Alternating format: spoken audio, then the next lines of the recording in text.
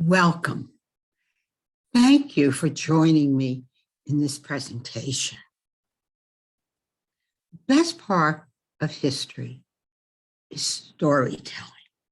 So I invite you to join me on this story of the Hills community along Stony Hill Road in Harrison. The year is 1790. It's an early autumn morning, and the fog is lifting off of St. Mary's Lake and the northwestern portion of the town of Harrison. Harrison's census enumerator is making his slow way across the rough terrain to reach a free Black settlement in the woods.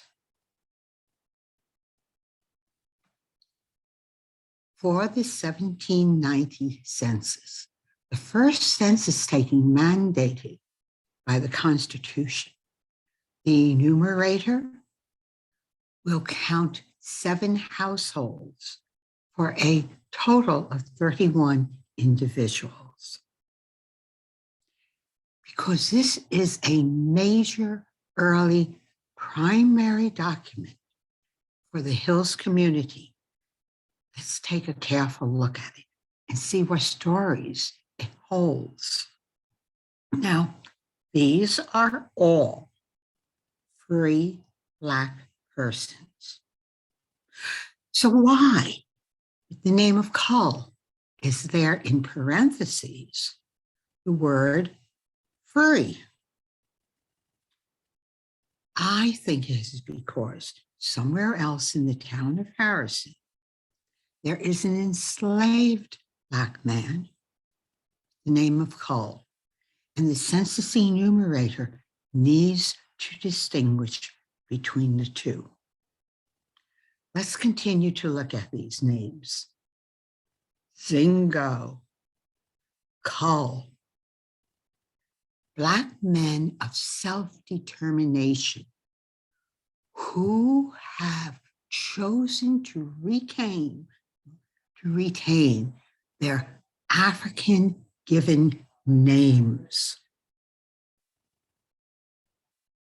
Now, the other names are all European derived names assigned to these persons. And among them is an unusual name, Prince. Now, this is an example of an ugly racist practice. White enslavers often named their Black enslaved persons by exaggerated classical names, such as Caesar, Prince, Jupiter, Pompey. And this process was mocking the Black men's status as property, much as you would name a racehorse that you owned. Now, Zingo. We know the most about Zingo. First of all, in all likelihood, he was from Angola, as I have been able to find in the records. And he continues through the 1810 census. In 1799, Harrison conducted an assessment of the real and personal value of all heads of households. And of course, Zingo is listed as Black man owning a house farm. And he pays 12 cents tax on his real and personal property. And as I say, he continues through the 1810 census. And in 1790, he had 7 members in his household. These free Black persons were exceptional. In 1790, there were 54 enslaved persons in Harrison's households, mostly 1 or 2 or 3 in a household, the exception being Harrison's town supervisor, Thomas, who had 11 enslaved persons. And New York State had the most enslaved persons north of the Mason-Dixon line. Slavery was well entrenched in New York State, especially in Albany and New York City. However, the process of emancipation had already begun. In 1799, there will be the first of a number of acts for the gradual emancipation of enslaved persons. And there were also private manumissions, especially among people who were trying to follow their religious dictates. For example, members of the Society of Friends, the Quakers, and the Methodists. Members of the Society of Friends in Harrison met in the Purchase Friends Meeting House. In 1767, members of the Oblong Friends Meeting House in Dutchess County sent a very strong message to the Purchase Quarterly meeting. And what were they asking for? They were asking that Friends acknowledge the moral incompatibility of Quakers owning enslaved people. And now, it took a good deal of urging. Purchase was reluctant and put it on the back burner for a while. And Oblong continued to press them. And finally, in 1774, with pressure from the Purchase Quarterly meeting, the New York Yearly meeting stated that all enslaved adult persons held by New York Quakers had, quote, achieved majority. That is, they were free. However, the Oblong meeting was not about to stop. They continued to challenge the Purchase Quakers to do more. Was freedom sufficient, or must they make proper settlement with the now freed adults for the services they had rendered in bondage, that they had rendered to increase the prosperity of Purchase Quakers? Local tradition states that in response, the Purchase Quakers settled these free people, quote, upon their rough lands in the northwestern portion of the town of Harrison, end quote, completing the process by the mid-1780s. Now, let's pause for a minute. It is important to acknowledge the fact that the Purchase Quakers had not chosen to settle these now freed adults with fertile, flat farmland in Perseus, but rather on this rocky, hilly, marginal land.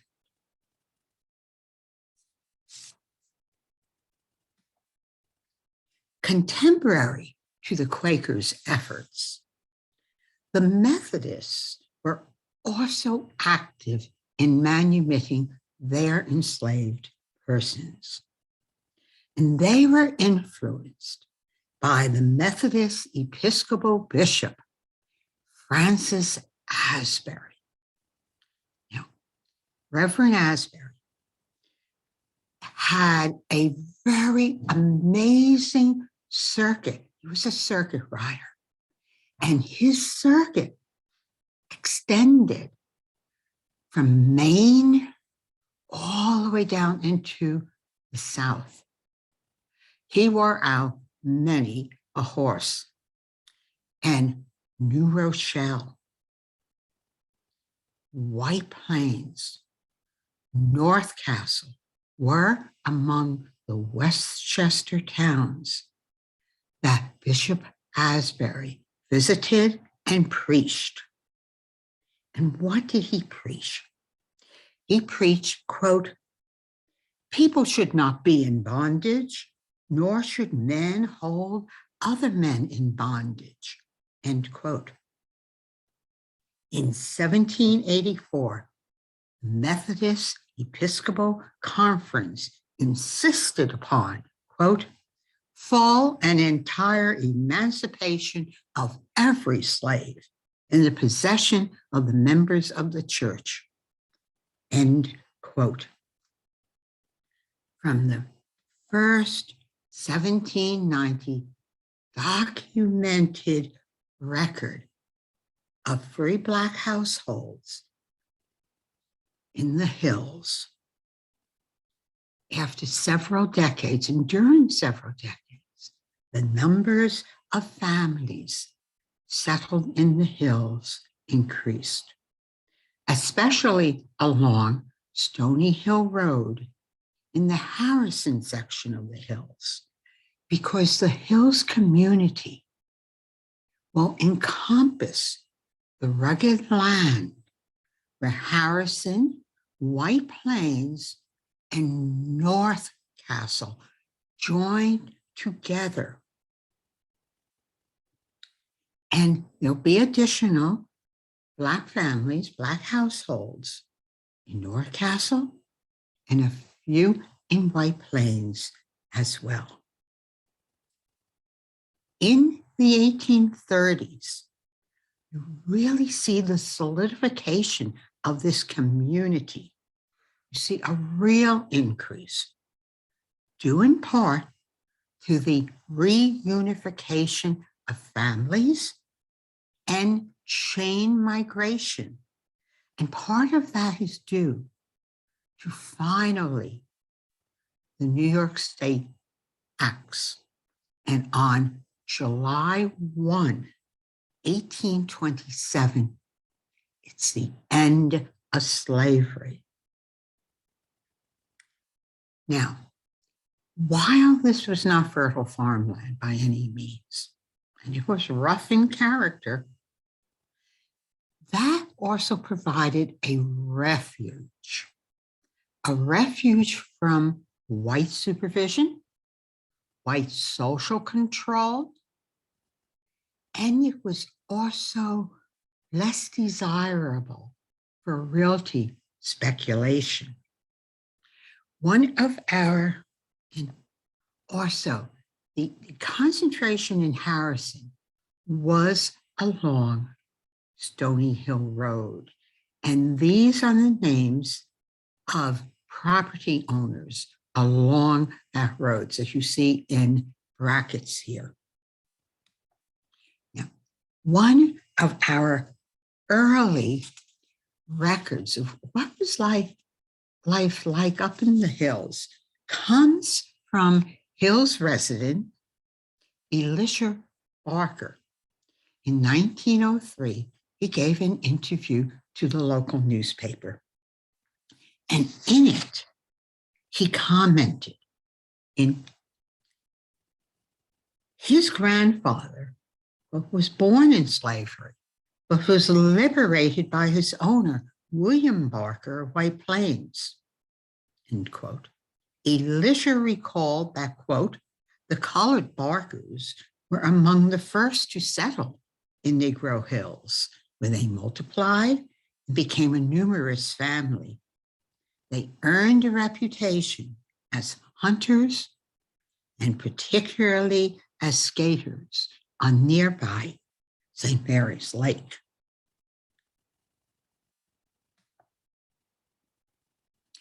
Liberated, reunited, feeding their families by the labor of their own soil. The members of the Hills Committee were ready to nourish and feed their souls through their own church. Now, at this period of time, in the 1830s, in fact, in 1830, in Philadelphia, the colored convention movement had its beginning. And it would meet annually. And between the 1830s and the 1850s, the annual meetings, they urged that Black communities become and create independent institutions. The church, the Black church, schools, newspapers, where they would exercise determination and control. And the appearance of the Black church in the Hills works within this framework. Now, church history is community history. The Black church is the heart of the African American community. Now, while the Methodist Church of White Plains is credited, and rightly so, for serving the Hills people in the early years, the Hills residents acted upon their own in the mid-1840s and established the Methodist Episcopal Zion Church of colored people of the town of Harrison. And in order to finance the building of their church and property that was given to them, they entered into an indenture. Okay, and here you see the names of those who signed for this. Aaron Halstead, Moses Hatfield, Alfred Seymour, Henry Seymour, and Daniel Cornell. Now, these men happen to be heads of household residents in the North Castle section of the Hills. As I say, it encompassed these three towns. But indeed, they call their church of the town of Harrison, as it was located on Buckout Road, the far end of Stony Hill Road. They erected a small church and were well served for the ministry of the Reverend Silas A. Mitchell, the son of Jeremiah and Hester Mitchell, one of the prominent Hills families.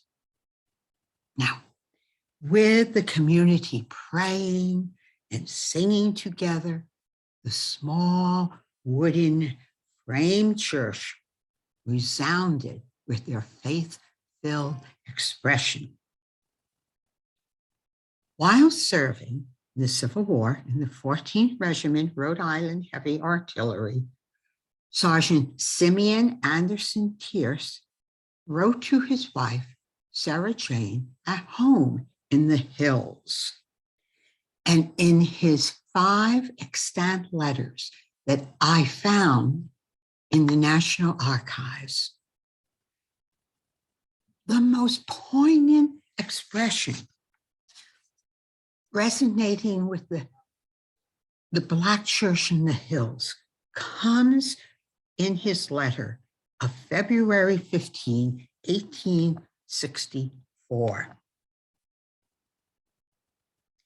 And I quote, "God is about to do the work that has been prayed years and years before we thought about praying, for God has seen and answered prayer. He is about to pluck out root and branch in the South. And I see in some of the states he has been to work already. In the city of New Orleans, I saw that God had been to work there and had moved the old slaveholders out, and colored people were keeping stores themselves. And I saw that they were men and women capable of doing it. All the colored people down here welcome us with glad hands." I repeat, quote, "God is about to do the work that has been prayed years and years before we thought about praying, for God has seen and answered prayer," end quote. We, not I, we, the collective voice of the Hills community in the Black church. And for what were they praying? They were praying for the end of slavery, the freedom for their brothers and sisters in the South. And when the Civil War comes, for them, it will be a crusade, and their service will be a mission ordained by God to end slavery. Now, the Hills land was rugged, and to some degree, it was isolated in the community, but the people were never isolated from the mainstream of Black church history and Black experience in New York.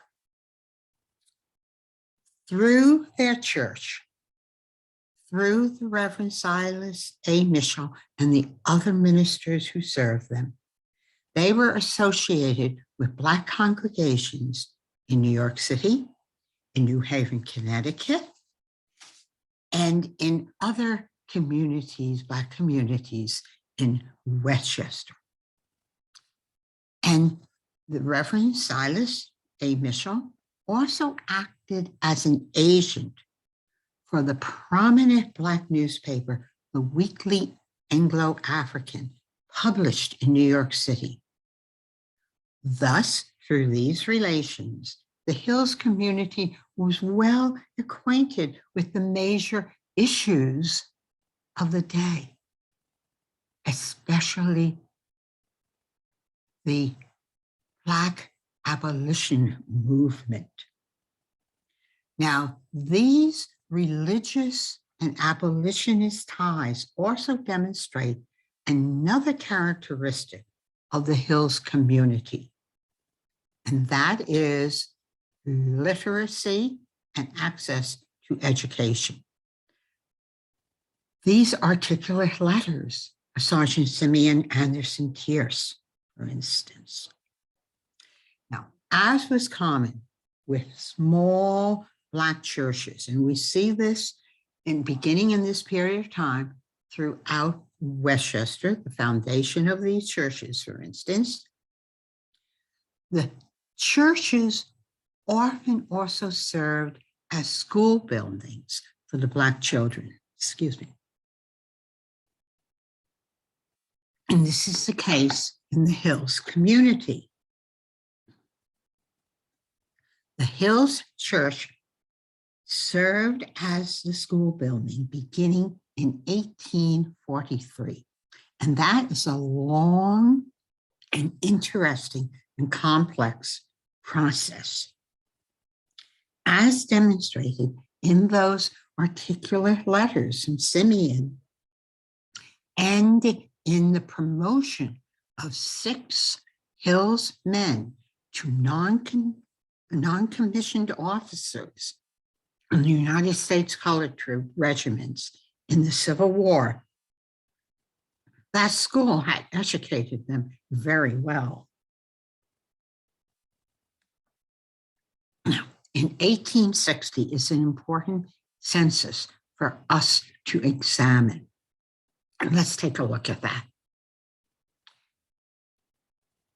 Through the increase in families and households in Harrison, York Castle, and White Plains, there were 191 individuals in the territory we consider the Hills, Black individuals, with them, most of them in Harrison, and most of them there on Stony Hill Road. A very good gender balance, a very good household makeup. Predominant is nuclear family households and some extended family households. For instance, grandparents. And the nuclear and extended family households, 42 of them, 39 of them are headed by an adult male. These very strong characteristics here, as well as property ownership, Hills Church and Cemetery, Hills School. These are all strong signs of stable community.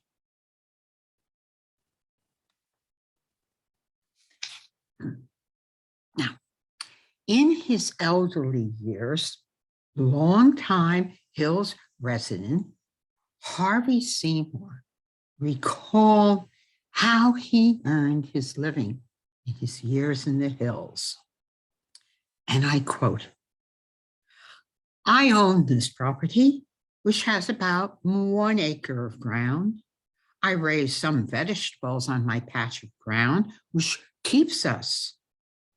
I also raise potatoes and cabbage and turnips for winter use, also some apples. This, along with occasionally a few dollars I earn and my son's help, is the way in which we have lived for years." End quote. Earning a few dollars for labor outside the Hills was very important. And we see this again in Sarah Jane Tierce's message when she recounts her late husband's efforts to provide for her family, and her late husband being Sergeant Simeon Anderson Tierce.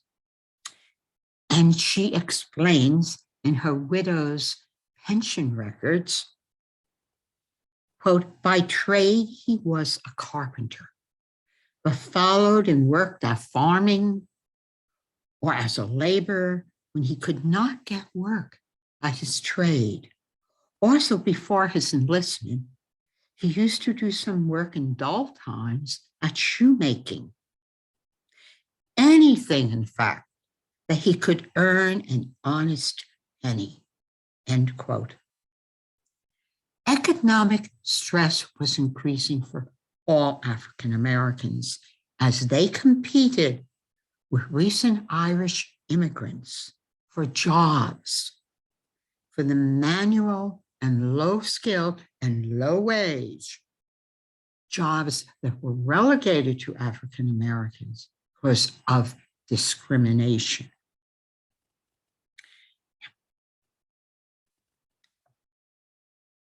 The Hills community, as stable as it was, lived under a shadow of racism.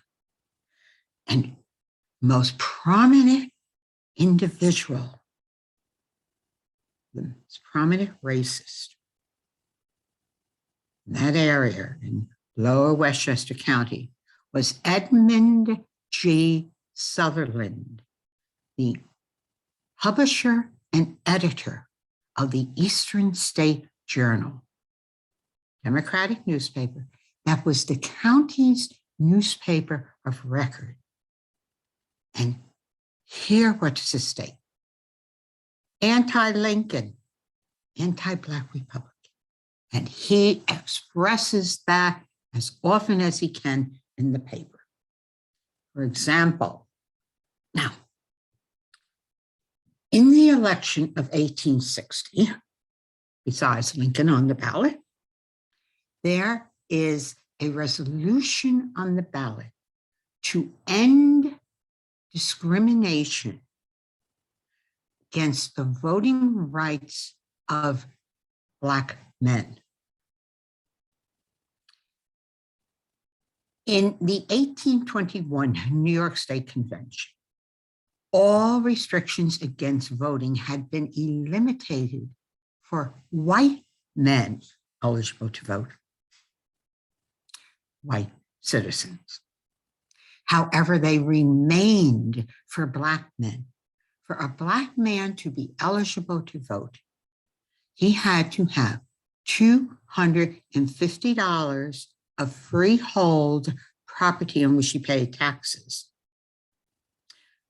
That is a considerable value. And even in the hills, there were only a few Black men who had sufficient property value to vote. Most of those hills lots were about $50 in value. So the voting was highly limited. In the November 2nd issue, before the election, Sutherland posted quite the racist commentary. And it is right here, and it tells us several things in it. If the amendment passes, quote, the Negroes will hold the balance of power at the town meetings in Harrison and perhaps in North Castle and other towns of this county.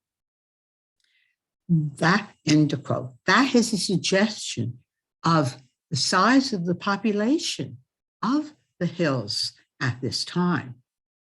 And the entire commentary coming under that title, the Negro box, is the example of Sutherland's racism and investment in white supremacy. Now, what was going on in lower Westchester County at this time?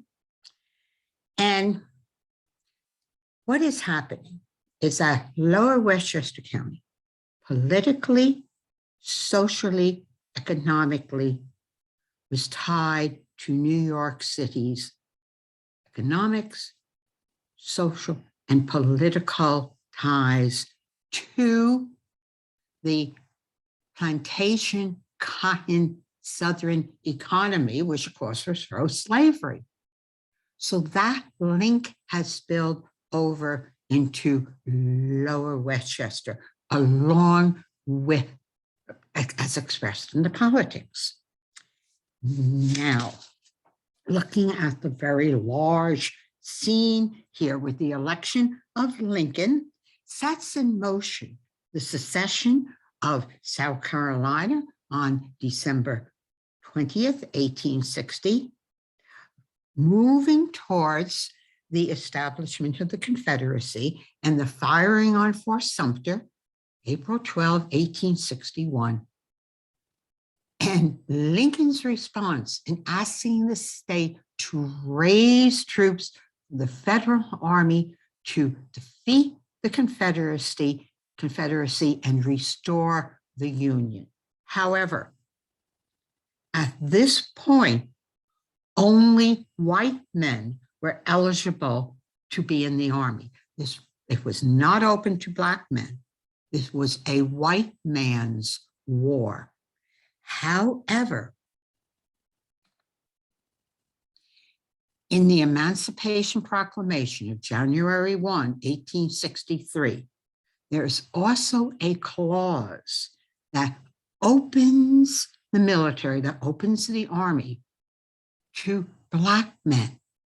And how did they respond? Yes, because now they can indeed enter and serve and be part of the effort to defeat the Confederacy, to defeat slavery, to restore the Union. And they join in segregated regiments that are the United States Colored Troops. And how does the Hills in particular respond? 36 men. One man joins the Navy. The others all join the Army. 14th Regiment, Rhode Island, colored heavy artillery with 14 Hills men. And they served, with one exception, 13 of them served in Company E. They were truly a small community within the company. 16 men served in the 29th Regiment, Connecticut Infantry Colored Volunteers, and 5 Hills men served in the 20th Regiment, United States Colored Troops, an infantry regiment. 6 were promoted to the ranks of non-commissioned officers, 2 to the rank of sergeant, 4 to the rank of corporal. And they had casualties. 6 died in service. 1 man was killed in battle, 5 men died from disease, and 4 men are wounded in battle. And why did they serve? From my own research, coupled with the secondary research of other historians and the secondary writings of other historians, I believe they serve to end slavery, to demonstrate and celebrate their manhood, to secure full citizenship, especially the unrestricted right to vote, to restore and preserve the Union, because without that victory, their other goals could not be secured and sustained. Let's briefly look at the service. Okay. 1 man, Aaron Halstead Jr., served in the Navy on the USS Niagara. And he saw more of the Hills, most certainly, than any other men. And the USS Niagara was a steam frigate that patrolled the Atlantic coast of Europe on the lookout for Confederate vessels that outfitted in foreign ports. And having seen more of the world than the other Hills men, however, he returns to the Hills on discharge, but unfortunately his health had suffered. At age 27, Aaron Halstead Jr. died on July the 2nd, 1870, quote, from the effects of disability contracted in the late rebellion, end quote. He was buried in the Hills Cemetery with a military marker.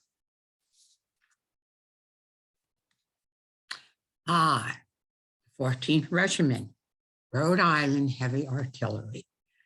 Now, they served in the Union Army of Occupation in the forts along the Mississippi River outside of New Orleans and Baton Rouge.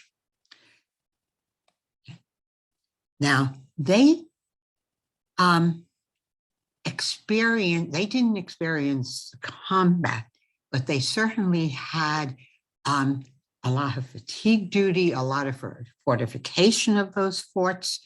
And the letters are from Simeon Anderson Pierce from this service. And when he sends him home to his wife, Sarah Jane, in the Hills, he means for her to read excerpts from them to the community, to share these letters of the news with family and friends. Here is an excellent example of this from one of his 5 letters, this one undated.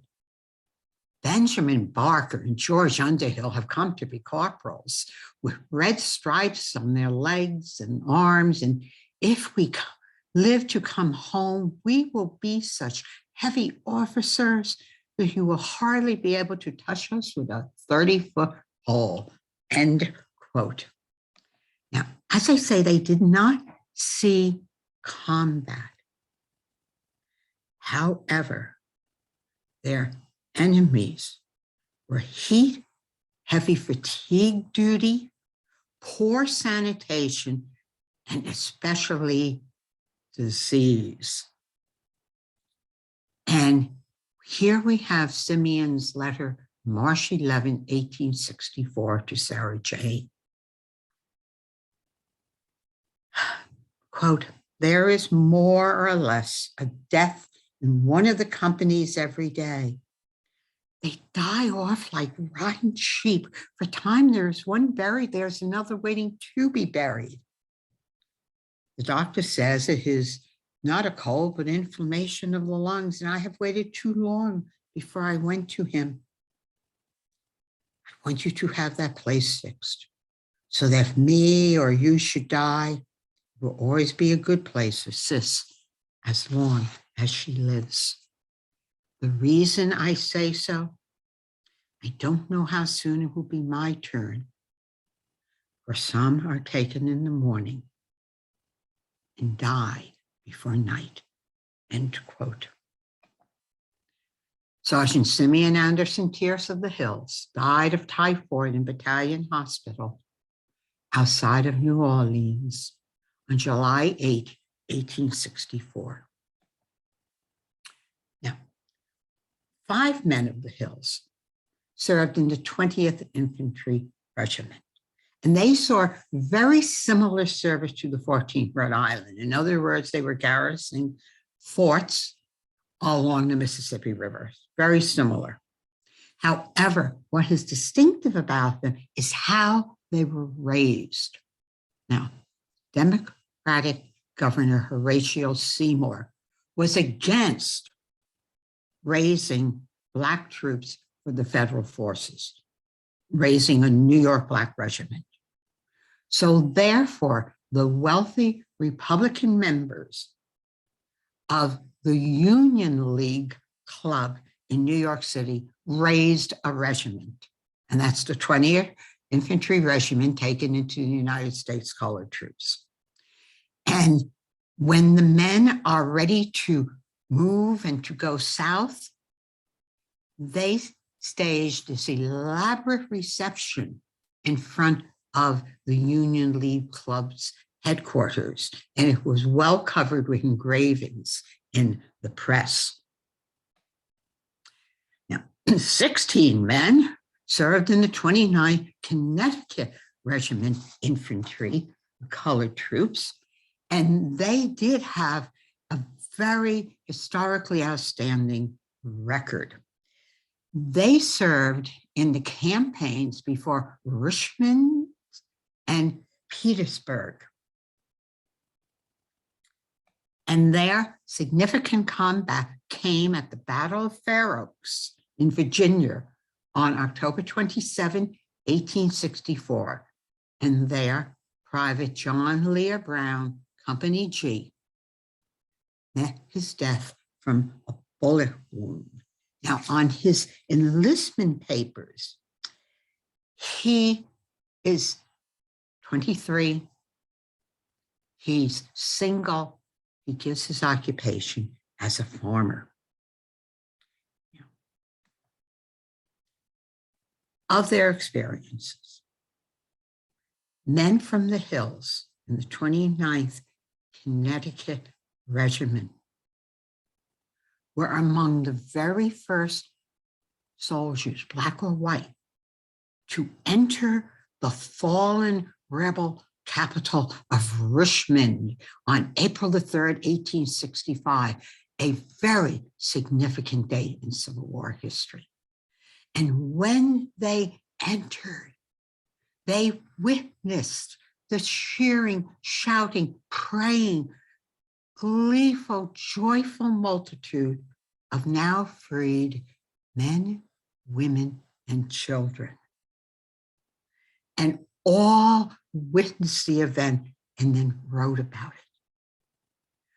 All expressed that the joy was so great, you could barely find words for it, as joy should be.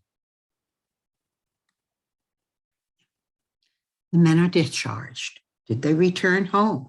Some of the 30, well, some of them, unfortunately, they left their colleagues dead in the soil of the South. And of those who returned home, some wounded, some didn't return to the hills, but rather went elsewhere to seek better opportunities. Of those who returned home, some stayed only briefly and then moved on to Providence, Rhode Island, to New Haven, Connecticut, to Brooklyn, to other communities in Westchester. And some indeed stayed on. Edmund G. Sutherland was also still in power. In fact, he had been elected as town supervisor of White Plains. And he was elected as a member of the state assembly as well. And his vicious columns continued. In fact, there was even an increase in anticipating these now proud, confident Black veterans returning to the hills. There was an increase in his vicious racism in his writings. So the shadow wasn't gone. So certainly for the men who left, made certainly good sense and more opportunity as well. We're going to look at one man who stayed and a Hills family there. And the man is Benjamin Barker. He returns and settles down in the hills. And in 1867, he marries Elizabeth Berrien. Now, he had been a corporal, as mentioned by Simeon, in the 14th Regiment, Rhode Island Heavy Artillery. Now, in African-American history, it is very common that when Black veterans return to their communities, they become leaders. And we see this throughout African-American history. And they organize community institutions. They work for the civil rights. And of course, one of the most prominent examples is Medgar Evers during the civil rights movement, being a major spokesperson for the NAACP in Jackson, Mississippi, where he is assassinated as well. So they come back and they take a stronghold. And this is part of what Benjamin Barker does. He joins with other Black men in the community in 1869 to establish a mutual benefit association, the Brothers and Sisters of Love and Charity. And this association was prominent in Philadelphia and in New York City. And one of its leading men is the highly respected Reverend Henry Highland Garnett. It was well covered in the Winkley Anglo-African. So this is also an excellent example of why the Hills is not isolated, but is part of the workings of the Black church and Black society as well. Okay. Benjamin Barker died on August 1, 1888, around age 55, and was buried on August 3rd in the Hill Cemetery with a military marker. Now, had they achieved unrestricted vote? No, not in New York State immediately. They returned to those voting restrictions until 1870, when the 15th Amendment of the United States Constitution is ratified, giving them the right to vote. As the forces of that discrimination is removed for race and previous condition of servitude. Now, this is an excellent example of the post-war years. And this comes from an article from the Sing Sing newspaper, The Republican. And it was an article about Mount Misery, which is in the vicinity of the hills, and about its historic connections, for instance, especially to the Battle of White Plains. And the author of the article talks about the hills. Among the hills of North Castle, wild, rough country here, great tracts of woods, land, rough, stony soil, giant rocks, low, swampy ground. There is quite a population of what is known as Negro Hills, composed of poor colored people, the males of whom earn a living by working for the neighboring farmers, while the women do washing for families in the adjacent villages, often walking 3 or 4 miles to do their work. End quote. Indeed, in the post-Civil War years in the hills, with many of the younger men having left, with some who returned suffering from illnesses and wounds acquired in the war, and among an aging population, many were poor economically and in poor health as well. And these years, 1880s to the 1890s, the Hills community is shifting from a strong, vital community, as it was in the 1860s, to a poor settlement as well. And in this settlement, we're looking at one particular family, Sarah Jane Tierce and her daughter, Sarah Ann Tierce, who have continued in the hills. Now, Sarah Jane has remarried. She has married William Depew, a newcomer to the community. And in 1890, he dies, leaving her again a widow. And her daughter lives with her. And we follow them in both the state and the federal census. In the 1900 census, Sarah Jane is listed as head of household, age 65, a widow. Her occupation is given as a laundress. Her daughter, Sarah Ann, had also married and has returned to live with her mother because she too has been widowed. And in 1890, she is in her 40s. And the 1910 federal census is the last listing for Sarah Jane, age 76. She dies in July 1912 and is buried in Greenwood Cemetery in Brooklyn. Now, why? Well, before she married Simeon Anderson Tierce, she had already become a young widow. She had been first married to George Berrien. And in fact, Sarah Ann is his daughter, and Simeon has treated her always, sis, as his own child.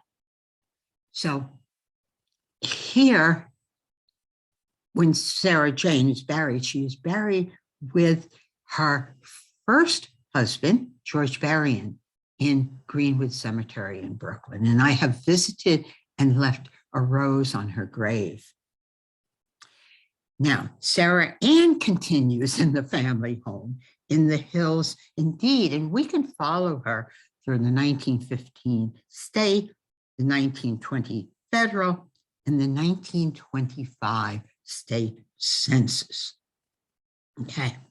In the 1925 New York State Census, Sarah Ann resided as head of household, age 74, one of the few remaining residents in the Hills. She held on to that family land and home as hers. And we hear the echo from Simeon's letter of March 11, 1864. I want you to have that place fixed. So if me or you should die, will always be a good home for Sis as long as she lives. Now I don't know when Sarah Ann dies or where she is buried. And this sort of mirrors what happens to the Hills. As the Hills community is lost, and the community is also lost in the public memory. Now, in the early 1920s, the Westchester County Park Commission commenced a major program of land acquisition for parkland for a green belt along the Bronx River Parkway. By 1924, 1925, in order to establish 236-acre Silver Lake Preserve, the commission purchased land where the towns of Harrison, North Castle, and White Plains come together, acquiring land from Black and white residents, including the territory of Stony Hill Road.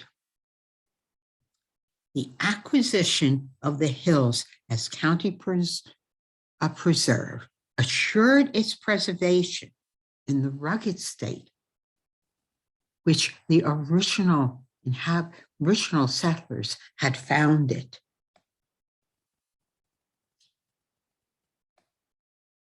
Now,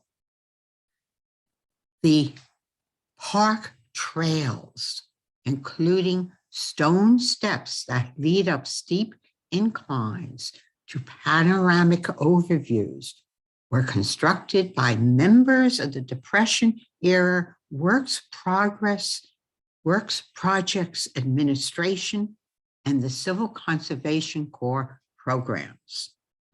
There was a CCC camp in the northwest portion of the preserve during the 1930s. And this is a quote from the New York Times in an article called The Rediscovery of Silver Lake, celebrating it as a wonderful natural resource for the county and for the local residents.